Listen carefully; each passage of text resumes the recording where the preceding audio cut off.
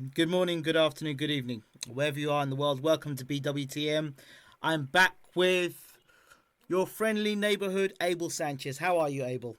I'm doing great, man. Nice to talk to you. It's nice to talk to you too, Abel. Let's get straight down to business. This stuff about Billy Joe Saunders and Gennady Golovkin. Uh, Last week Friday, I believe there was some deadline by Billy Joe Saunders talking about if you don't put pen to paper, then you don't want the fight. Talk to us about it. Well, that's like me saying to Charlize Theron, she better call me before the end of the week or I'm not going to date her. Right. I mean, that's ignorant. That's ignorant for somebody that hasn't got a foot to stand on to be making deadlines for the fight that he wants. Um, Golovkin is, I'm sure Tom and Golovkin are dealing something with Frank. I have no clue because that's got nothing to do with me. I do the training, but I'm sure that if you talk to Tom or if you talk to Frank, I'm sure they'll say whatever it is that the heck they're discussing. I would, if it's up to me, I would love to see him fight 3-4 times a year. Right now they're planning, or they were talking about anyway, that June fight. Hopefully that's still in the running, or even a July fight, because I don't want to get to the end of the year and not have the fights that I think Golovkin needs. Okay. So we've done, as you know, we've done quite a number of interviews now, and people are quite tagging onto our interviews and leaving their little comments back and forth about the Gennady Golovkin Abel Sanchez relationship. Now, one of the things that I was asked to ask you was that you made a statement that between 154 and 168 there would be no fighter that would be able to stand up to the power of Gennady Golovkin. So the person said to me, would you ask Abel that question? And now I'm asking that question to you, Abel. Your response would be? Obviously, Danny Jacobs was able to withstand. I mean, he got knocked down, but he was able to go 12 rounds. You know, as you start getting up to the elite fighters, this is the lottery for them. This for Danny Jacobs was the lottery fighting Golovkin. He got a chance to win a lot of belts and to be the king of the 60-pound division, 160-pound division. So everybody's going to come prepared. They did a great job with him in camp. Andre Rozier did a great job with Danny, and Danny came to fight. Golovkin wasn't able to knock him out, but I think he did well enough to win the fight by 3 or 4 points, as the judges saw it. But and let me just say that I was proven wrong that at least one guy has been able to go the distance in the last 24 fights. Okay. And the other statement that you made, you're prepared to move from 154 to 168 and fight anybody at that time, at any point in time. Is that something you still stand by, or was that something that was said back then? No, what I said, the comment that I made was he dropped down to 154 only for Floyd Mayweather. That nobody else deserved. Nobody else has had a career like Floyd that. People have to come down to him. He doesn't go up to anybody. There's nobody else that's fighting out there that he would drop down to 54, because nobody else has got the career that Floyd has. Now, that 168, yes, I did say this, but also you have to put in what I did say, and if you look at the quote, is if it makes financial sense. Right. In other words, we're not going to fight somebody. They were talking about we're fighting Carl Froch or somebody at Wembley Stadium. He's going to put 80,000 people. Obviously, that makes financial sense. Or when they say, well, how come you're not fighting Andre Ward? Because Andre Ward can't even fill up his living room.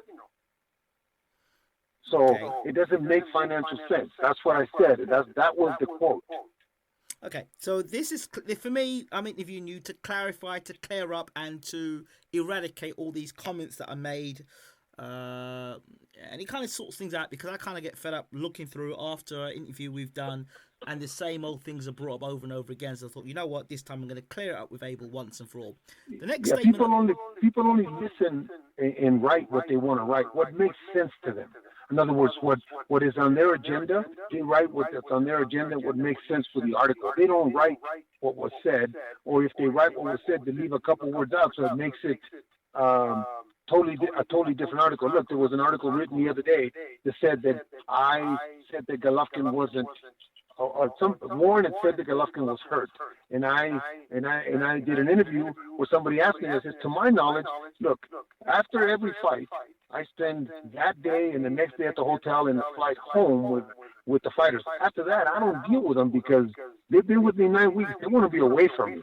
They don't want to be sitting next to Dad and I'm questioning everything or still training them. I try to give them their space. I go on. I've had 6 fights since the March 18th fight. I've had 6 guys fight since then. So I'm on to other guys until Tom tells me that we're fighting somebody. Then Golovkin comes to camp. Then we start preparing with Golovkin. Until then, I try to stay away from the guys. So, but when you make a statement like that, people put it like, well, he said he wasn't sick or he wasn't hurt. I never said that. I said I don't know. So they only write. If you look at the headlines, they only write what makes a sensational headline. But my comment, like I said, was that I have no clue because I haven't been around him. I try not to call him. I try not to bother him because he's got a life too, and all these fighters have a life. So I have to leave them alone. I'm kind of glad you said that because that led me into my next point. The question, the statement you allegedly said was when somebody asked you the question, how's Golovkin? Why is the fight with Billy Joe Saunders not happening? He said he's kind of hurt, but he's kind of not hurt. And I thought, no, I said he was sore. I said he was sore. Is what I said. He had a 12-round fight, and that's what the day of the fight and the next day on the plane. Because he had a 12-round fight, I said he was sore, but that's normal for a 12-round difficult fight. That he's hurt beyond that, I have no clue because sometimes injury will show up 2 or 3 days later after a fight if there is injury. But to my knowledge, I said there was other than soreness, there was nothing wrong. I'm glad that's clarified that because it sounded kind of odd. Abel said he was sore, kind of, he was hurt, he was kind of hurt. And I was like, no, he was sore, kind of hurt. I would never say kind of hurt. There's no such thing as kind of. It's like being a little bit pregnant. Either you are or you're not. You kind of say that to your dad. You say that if your daughter, you say that to your dad. I'm kind of pregnant. That doesn't make any sense. No, it doesn't. No, you're pregnant. So let's talk about it. Right. It's either you are or you're not. Or you're not. That's it. But sore, you can. Like I said, after a 12-round fight, I'm sure Danny Jacobs, if you look at his face after the fight, I mean, he had a blown-up eye. He had I'm sure he was sore all over himself. I mean, you don't just jump right back and act like nothing happened. You just had a 12-round difficult fight against a top-level world-class fighter, both of the guys. Okay. Next question. This is more historic. You managed and trained Terry Norris, a phenomenal fighter. And one of the things was that you kept Terry Norris at that light middleweight division for a while. Do you intend to do the same thing with Golovkin? You know, after there's so many if Golovkin happens to fight Billy Joe Saunders and wins that 4th belt, Golovkin's goal has always been to try to be a unified champion like the great Bernard Hopkins, which is the last unified champion. His goal has been to try to be the next unified champion. That is the belt that eludes him right now. Once he's a unified champion, there's nothing else to conquer at that window. For Terry Norris, we never had that opportunity to be the unified champion.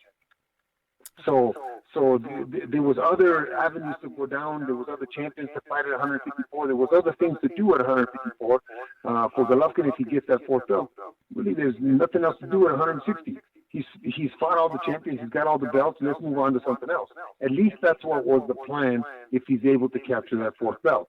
If it eludes him in that fight for whatever reason doesn't get made in the next future, in the next year, let's just say, then I'm sure Golovkin at one point or another is going to go off to greener pastures.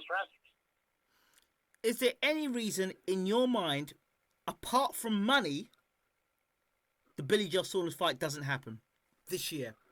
Yeah, because Billy Joe, for the longest time, look, they were trying to make that fight 6, 7, 8 months ago, 10 months ago, but Billy Joe wasn't ready. Billy Joe was doing other things. Billy Joe was fighting that young man that he fought that had a decision look terrible. He was doing other things that weren't conducive to being able to make a fight. He wasn't available to make the fight. He wasn't ready. Now he thinks he's ready, and now he's going to push Golovkin and give him an ultimatum. He's going about it the wrong way.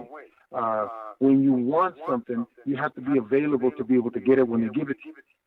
he wasn't. Now I'm sure that Tom Loeffler and Herman Brothers, Golovkin's managers, are weighing all their options and doing the things that are going to be best for Golovkin's career, not for Billy Joe Saunders. Billy Joe Saunders is a blimp on our radar. He means nothing. Now, Billy Joe Saunders, I remember saying 2 or 3 years ago, him saying, look, Golovkin now, probably not a good idea for me to fight him now. 2 or 3 years down the line, when he's getting at 35, 36, best time to fight him. That's what Saunders said 2 or 3 years ago. In fact, that was around the same time he said that Golovkin would beat him and Eubank on the same night. So, okay, well, now that he's ready, he's got to stand in line because there's a lot of the guys that got ready at the same time. So, okay, if it's down to you, and the other thing is the suspicion, and it is a suspicion, let's clear this up. Are you the match? How much of a say do you have in Golovkin's next bout? Or his bouts? How much of a say do I have? Yeah. Really nothing. Nobody has a say in it. Golovkin, I would say nobody has a say in it because it's what the market will bear. It's what people are willing to pay for and watch next is what determines who's fighting is. Now, once they've negotiated something or is going to be bought or there's money available for a particular fight. Look, for instance, the Carl Froch fight that was being mentioned before. Mm-hmm. When they said it's going to be a Wembley Stadium and he could put 80,000 like he did with Groves, mm-hmm. Obviously that's the fight that we're going to do. Whether I believe that's the best fight for us or not, in today's boxing business, and that's what it is, a business now. It's run like a business.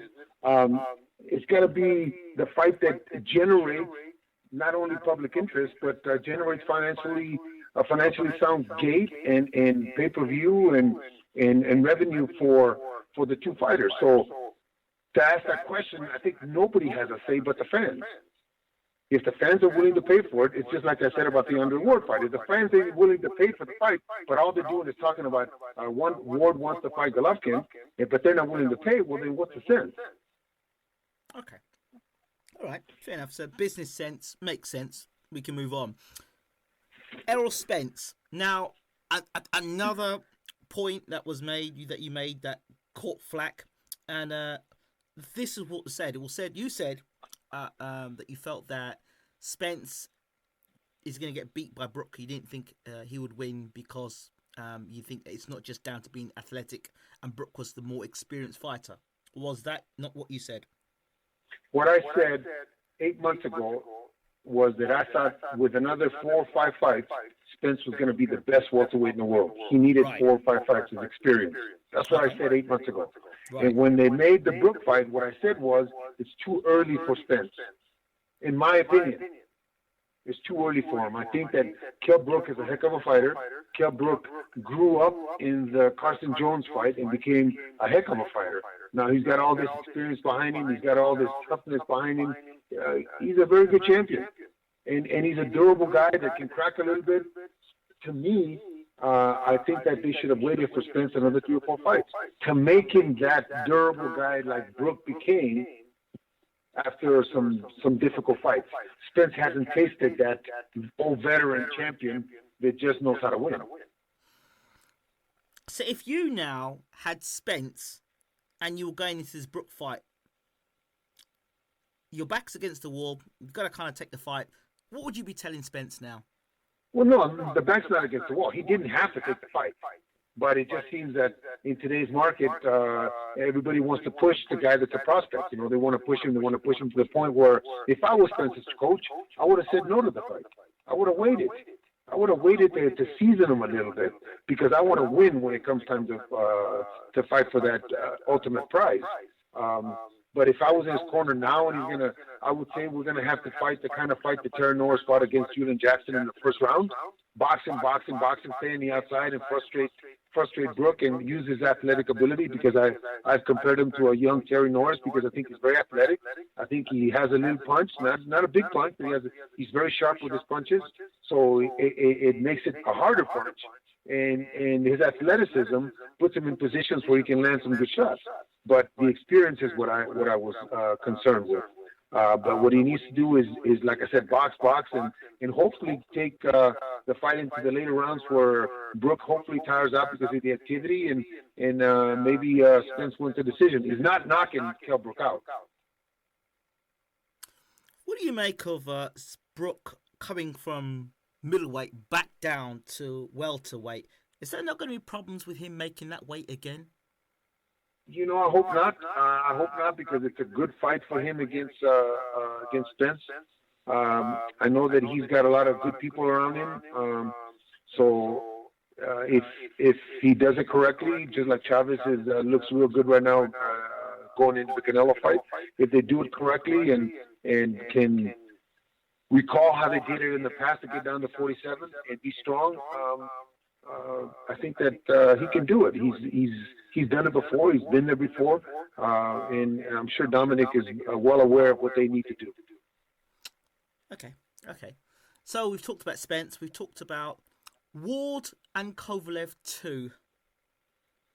In terms of what Kovalev has said about American trainers, I guess I will have to put you in that category as well, being even though you're Mexican, I'll say, but in America, I think Kovalev has said that basically all American trainers are terrible, overrated, and that's it. Yeah, he doesn't need them. And surprisingly, John David Jackson wasn't at the press conference. What are your thoughts of Kovalev's comments, and do you think Kovalev's got what it takes to win the rematch? Well, that's unfortunate that Sergey said that because I think that his ascent into the position that he's in right now came from American trainers. He wasn't somebody that everybody was after when he was an amateur. He wasn't somebody that anybody wanted to sign when he was a young pro. And his ascent here in the U.S. has been because of American trainers. Whether I think that John David Jackson is a good coach or a bad coach, that really is irrelevant. The man was a three-time world champion, so he knows his boxing. Now that Sergey is not listening to him, that's a different subject. In order for a trainer to be efficient and to work with the fighter's got to listen to him. The fighter has to listen to him and believe what the trainer says. At least try it anyway. But when Sergey has that kind of attitude and that kind of mentality, it's difficult to.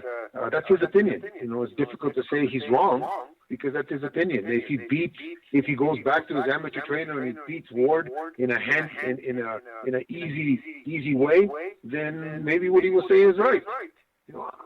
It's difficult to assess when somebody talks like that.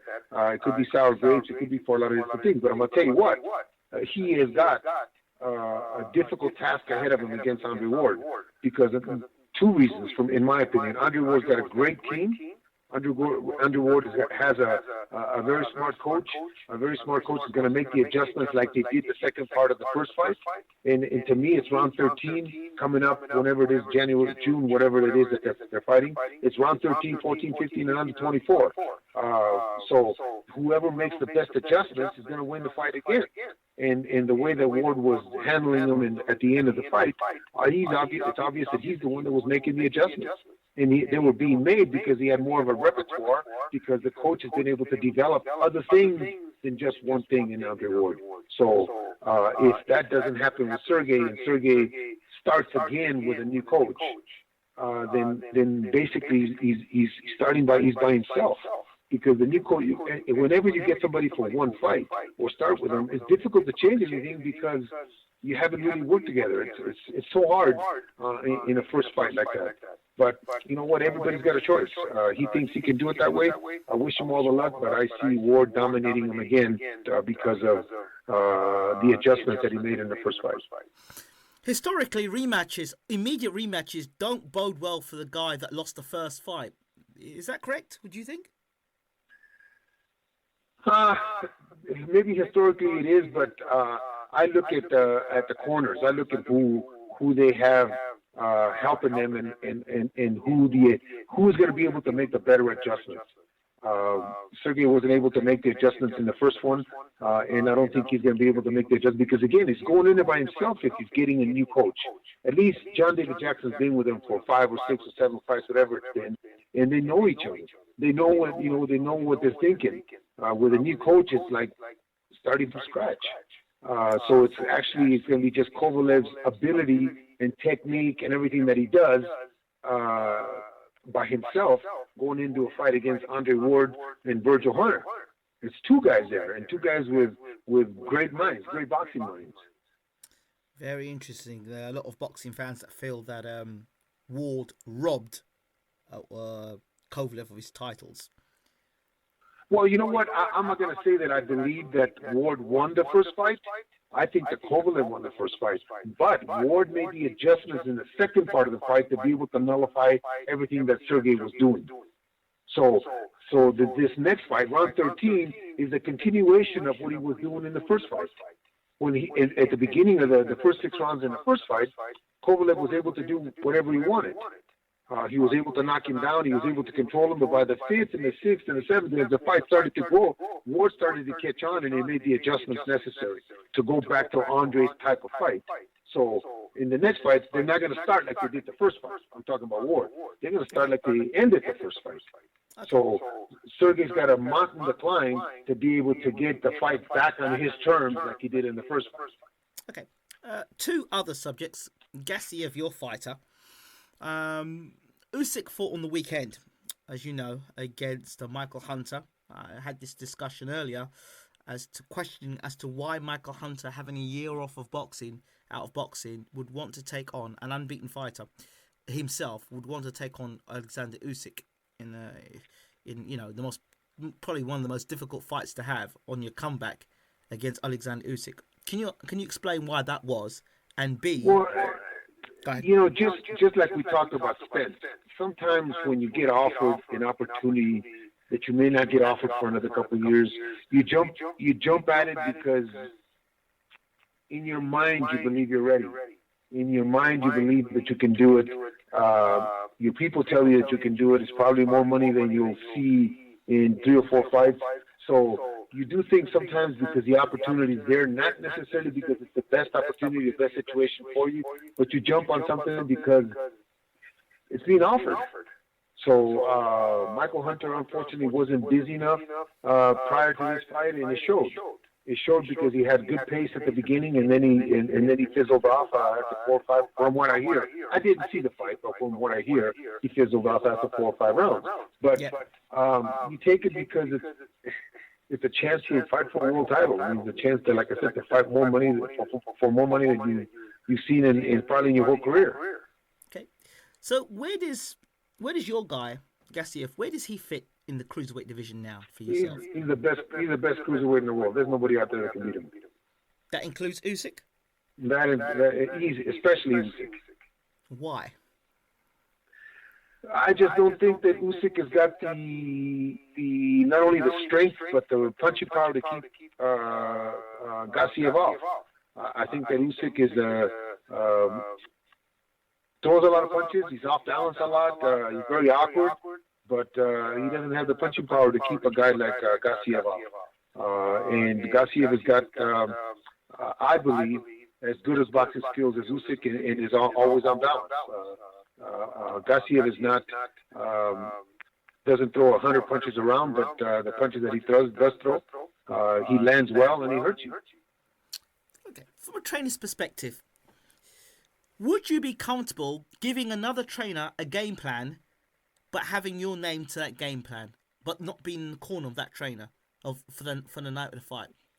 No, because I think that all coaches, we all have our vision for a particular fighter. We all have our ideas on what our fighters can do. And why we have those ideas is because we spend those hours in the gym training those guys and seeing the pluses and their minuses when they're sparring with tough guys, with easy guys, with tall guys, with short guys, with fat guys. So we get an opportunity to see what we have in front of us through hours and hours and days and weeks and years in the gym. So it'd be difficult for a coach to come in and look at a fight or look at a tape and assess another fighter what he needs to do in a fight. Now, if I'm going against him, for me to make a plan for my fighter, the reason I can do that is because I know what my guy can do and can't do. Because I've been in the gym with him for a long time. So to answer your question, if you're asking me how would I coach Kell Brook to beat Spence, I have no clue. I don't know what Kell can do in the gym. Dominic does. So he's the one that's that's educated enough to be able to say this is what we can and can't do. These are the limitations and the strengths of my fighter because I've seen them in the gym. Okay, so in that case, maybe you can bring some insight to me that I'm still perplexed with. Alexander Usyk was with James Bashir, got rid of James Bashir and said, well, I'm not learning anything more from Bashir. I need to move on. Bashir's not teaching me anything more. So I've got to move on. So, okay, he moves on. So the first thought is, well, okay, he's going to move Tommy Lomachenko, the trainer of Vasily Lomachenko and the father of Vasily Lomachenko. Okay, fine. So we can understand that. It's Ukrainian, the family, all the rest of it. Great. Then we discover that it's Russ Anbar that is the trainer of Usyk. And he's in the corner now training Usyk. Does that make any sense to you? And the story is, well, Anatoly Lomachenko's basically helping Usyk in the gym, and then Anbar's looking after things afterwards. Does that make sense to you? Well, let me just say this: the three coaches that you just mentioned are exceptional coaches. Okay. They all have a long history, and they're all accomplished guys. Right. Let's just say Bashir. Sometimes when we have a fighter, we start out with a fighter at the beginning. The philosophies of training don't always mix together. Okay, the philosophy of Bashir training with Emmanuel Stewart and training some of the Detroit guys and some of the Philly guys and some of the guys on the East Coast may have been different than the philosophy that was taught to Usyk. I don't know. I wasn't there, but obviously Usyk had some Ukrainian trainers that developed him and got him to that point. And when Bashir came in, those philosophies could have not meshed together. So it took 11, 10 fights. But wasn't it Bashir that made him a champion? He became a champion with Bashir, right? Okay, so they meshed enough for that to happen. Now, as far as Lomachenko's father, Lomachenko trains one way, and that's how Lomachenko's father trains Lomachenko. Lomachenko's father does not have any other fighters that he's developed in the same way that he's developed Lomachenko. Maybe he can't train somebody else right now that he's got his sons working. Maybe he doesn't want to train somebody else.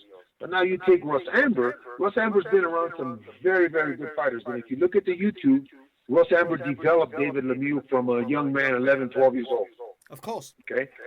He took him to the heights until he lost to, I believe it was Rubio, and you know how fighters get, they think they need something else.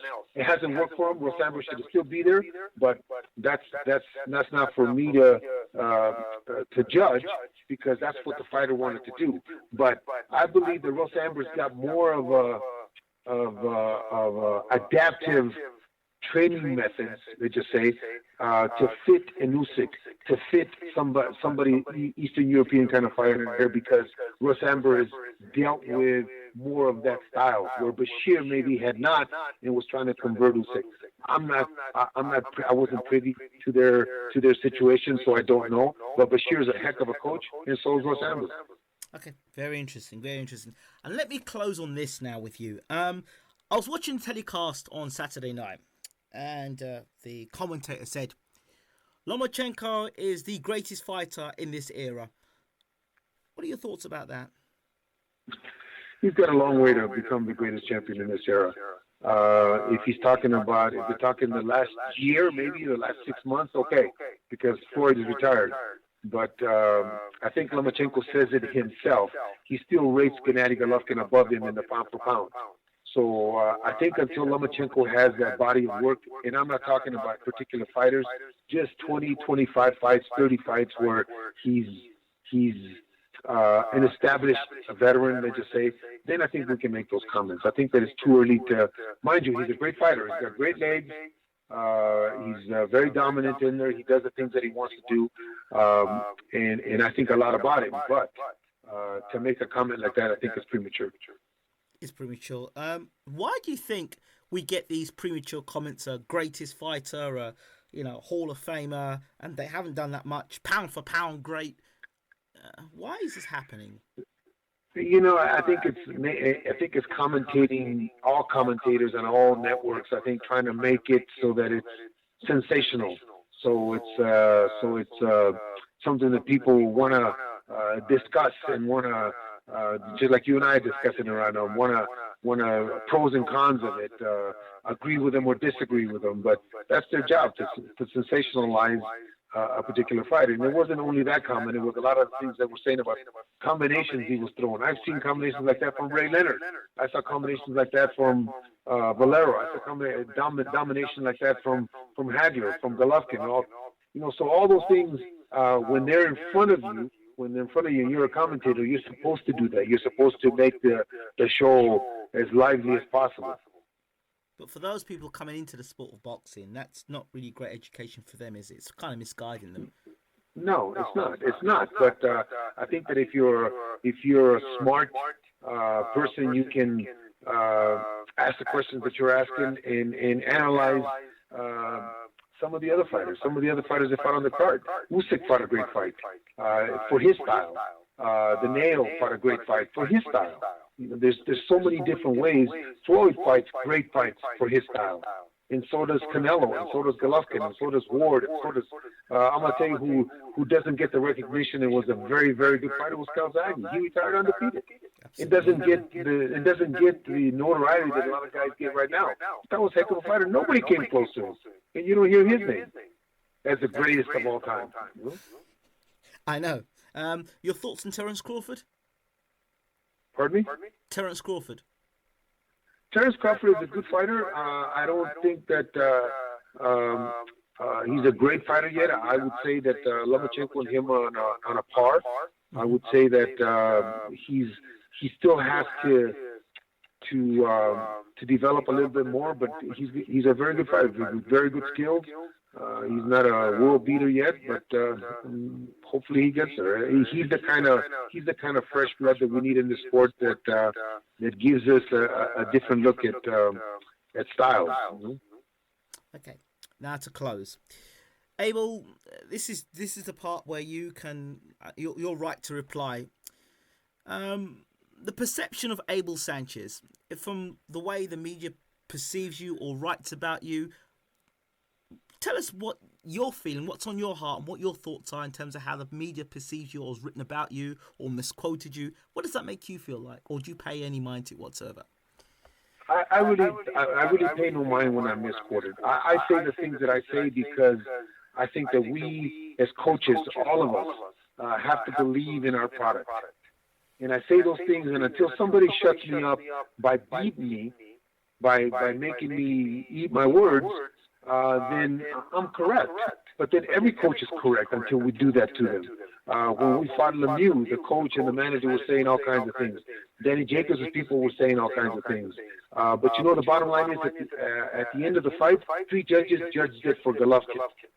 So that's the only thing that matters to me, is that we were able to do what we said we were going to do. We didn't knock him out. We were able to control him and to knock him down and to do the kind of fight that we, on our terms. Now, what I try to do is I try to be honest with what I say. I'm not going to lie to you. I'm going to tell you what I feel. But if people don't believe me, that's okay. I think that's everybody's prerogative to like and dislike a particular fighter, a particular coach. That's okay with me. As long as my fighters keep doing what we have been doing and they keep learning in the gym and I keep developing champions, that's okay with me. That a lot of people disagree with me. It's supposed to be that way. If it wasn't, then it'd be a boring world. Have you been sent any more videos, any more coaching videos as to what you should be doing for Golovkin? No. Again, I think that everybody has an opinion. But until you have a vested interest, until you spend the time in the gym, until you sacrifice your children, sacrifice your life, sacrifice your wife, sacrifice all the time that you'd be spending with them in the gym, you haven't got any right to criticize. I haven't got any right to criticize you or any other coach because I don't live in your shoes. I do what I do for me, and hopefully what I do for me is productive for me. That I'm going to badmouth Andre Rozier or Virgil Hunter or Dominic Ingle. They've got their own lives to live, and they got their own problems, just like I got my problems. And they got fighters that are not showing up at the gym, and we're pulling our hair because these guys, we put up a good front, but we all have our issues in the gym. We all have our issues. All these coaches and all of us have guys that don't show up to the gym. I'm sure that there's been arguments between Cal and Dominic and myself and Golovkin that nobody will ever hear. But you know, that's the fun part of this job, that we get to develop these young athletes into something, into somebody, and we're looking like we know what the heck we're doing. But there's a lot of great coaches out there that are just as good as us that don't get the opportunity to work with talent like we have. That's very, very interesting. You said that last bit. There are a lot of talented coaches out there that don't get the opportunity to get to work with talented fighters like you have done. Abel, once again, it's been a pleasure talking to you. I really enjoy talking to you. It's a wealth of knowledge, and every time I pick up the phone to ring you, I've got to say I do giggle a little bit before I talk to you, because you are one of the trainers that are very vocal and very passionate about your fighters and very knowledgeable about your fighters, and that does stir up reaction one way or the other. That's what sells tickets. That's what puts butts in the seats. You know, that's if the fighters don't do it, we coaches have to. And I think it's a competitive thing between us coaches. I want to beat Dominic as many times as I can. I want to beat Virgil as many times as I can. And they want to beat me too. I want to beat Robert Garcia as many times as I can. I want to beat Freddie Roach. And they want to do the same thing to me. But that's what makes the things interesting. We're not mad at each other. We're just trying to be the best that we can be, and make sure that when this is all over, we're remembered for being honest about our craft. And when our fighters came to fight, they fought. Have you ever said anything, Abel? Like, have you ever made a statement and you've said to yourself afterwards, well, I don't really believe that, but I've said it now. I've got to stick with it now. Say it again. I'm sorry. I didn't quite understand that. Have you ever said anything, made a statement in the media about a fighter that you're saying something about them that you don't truly believe, but you've said it to sell tickets? And you stuck with it. No. Everything that I talk to you about, I believe passionately in my heart. Everything that I say to you, I believe passionately in my heart, because I think that as a coach and as other coaches, we spend that time in the gym to talk about our fighters, because it's what we see. I don't think that I've ever had a fighter that I didn't truly believe could do the things that I said that we're going to be able to do. We've been very successful. Yes, we've had our setbacks. But you know what? That's why, because there's other better fighters. Okay, I had a young man named Mohammedi that I started training, and after my second fight with him, we fought Sergey Kovalev. In 2 fights, it's impossible for me to change what this man's been doing in his previous 34 fights. But he asked me to help him, and he gave me the passion and the work that I require from the guys in the gym, so I couldn't turn him away. I couldn't. Did I think that he could beat Kovalev? I was hoping that we could beat Kovalev. I was preparing him to beat Kovalev. That Kovalev is a heck of a fighter and was able to knock my guy out. My hat's off to Kovalev. But I didn't have this young man from 6-7 fights. It usually takes for a coach at a level, I want to say that I'm at, but at the top level, it takes a coach 3 or 4 fights to get into a fighter's head and to bring out what his system is and what his philosophies are, and for the fighter to believe those philosophies. It's difficult to do it from 1 fight or 2 fights, but a lot of the very good coaches can do it in 4 or 5 fights. And if that's why I said what I said about Kovalev taking on a new guy. You know, he's taking on a new guy. It's going to be the first fight, so it's difficult. But sometimes the talent is so good that it happens. But in my case, Mohammedi against Kovalev, I wasn't able to do it, and I'll take my lumps. You know that I'm not going to win every time. We're gonna have some bad outings, but we've had better the better outings than we've had the worst outings. So my percentages, I think, are very good, and as long as that keeps happening, I'll keep believing, and keep having that faith in what we're doing in the gym. Abel Sanchez, thank you so much for talking to Baylor Equal White Television. Is there anything else you'd like to say? Thank you very much for supporting this sport, and I have a couple other kids that are fighting for a title. Dennis Shafikov will be fighting Robert Easter, I believe, at the end of June for the IBF lightweight title. I have Alex Salcedo, who will be fighting again this May coming up on the top rank card. I don't know where yet. Constantine Panamara, who will be fighting again in May. I I have Michel Toro will be fighting in Lyon, France, on the 22nd of April. He's the number one contender in the WBA 154-pound division. Wow. I have two young men that just fought the other night. Ruslan Madiev, who's 9-0 now, he has another knockout, and Sergey Bokhachuk, who's 4-0. He's a welterweight. And we also, of course, have Gassiev defending his title for the first time. They're talking about the middle of June. Okay.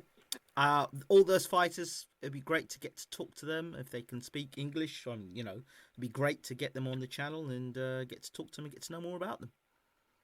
Well, I hope that they keep learning English and we can put them on there next couple months. Fantastic. Abel, once again, thank you so much for your time. Thank you, Ingram. Have a great day. You too. Take care. Bye-bye. Okay, bye-bye.